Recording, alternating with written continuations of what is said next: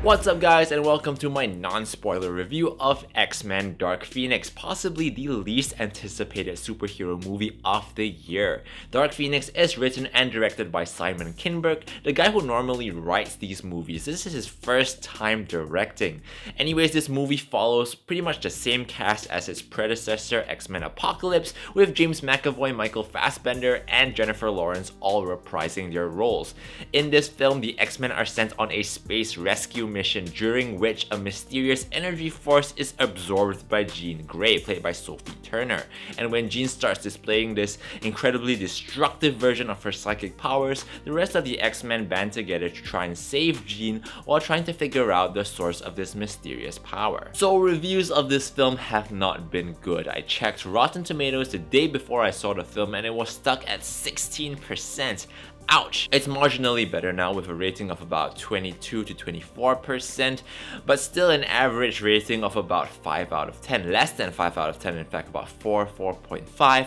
So naturally I expected a train wreck. Is this movie as bad as the critics say? Not to me. I don't think this movie is terrible, but it certainly isn't great, and I can barely say that it's good. And it's not that the movie actually did anything to make me angry or whatever, it just maybe didn't do enough. Of all the things that the studio did with the film, I actually hated very little of it. Acting wise, I've always loved James McAvoy and Michael Fassbender as Charles and Eric, and I think the rest of the cast are either okay or subpar. I think Jennifer Lawrence brings a similar performance in this movie as her role in X-Men Apocalypse, which wasn't that good, and Jessica Chastain shows up as well. Very blunt and boring performance, I gotta say, but I think it's more of a directing issue in this case. You could of course say that Dark Phoenix is sort of a remake of X-Men The Last Stand, which also covered the Dark Phoenix storyline, but it's hard for me to say that this movie is better than that movie. I think they're about the same. The plot was completely unsurprising to me. I think there are only a couple of ways that you could end a movie like this, but while we're on the topic of unsurprising, I actually don't just mean the plot overall, but also the story beats and the scenes. There are a lot of things in this movie that happen and you can kind of already see them happening before they actually do. And I think the movie spent a bit too much time on the build up to these big actions, so the thrill of something happening suddenly isn't really there anymore. I think this is an issue that stems from a combination of editing, directing, and scripting as well. And while we're on the topic of scripting, there are some pretty cheesy lines in this movie that I hope I'll never have to hear again. They were almost on the level of "I will destroy you!" Swinging back to the positive side of things, I think there are a lot of bright spots to be had in the action scenes. I thought the effects were done quite well, very colorful, very flashy. You might disagree with me, but I think the CGI was done quite cleanly.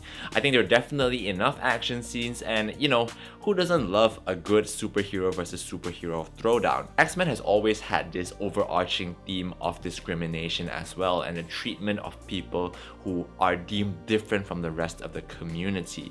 And what I found interesting with Dark Phoenix is this deeper exploration of power. How power can blind and corrupt, and responsibility placed on the shoulders of those who do have power. And here this manifests in the characters of Jean Grey and Professor Xavier. A little bit on the nose, the message in this film, but I appreciated that it was there. In conclusion, yes, X-Men Dark Phoenix is a very flawed film, and it's the kind of thing you want to turn your brain off to while you're watching it. If you want to decide for yourself how good or bad it is, then I do suggest you watch it. Otherwise, it's best to save your 10 or 20 bucks. It's not as bad as the critic score suggests, and I do like it a little better than a majority of them, so I am going to give X-Men Dark Phoenix a 5.5 out of 10.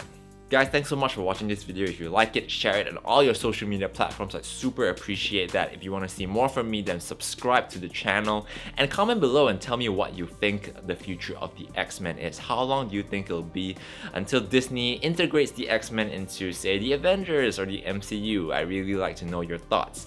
Anyways, I'll be back with another review soon, so until next time, have a great week ahead, maximum hype, and peace out.